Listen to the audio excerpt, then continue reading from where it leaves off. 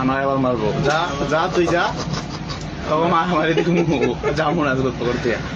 রাস্তায় বিনোদন লইতে যাবো চল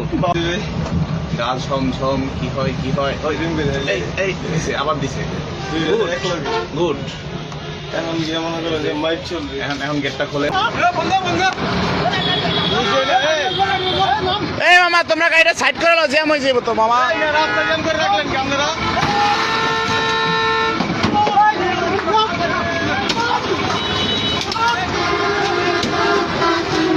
অবস্থা দেখ এই রাখলেন গাড়ি না চাপান গাড়ি চাপান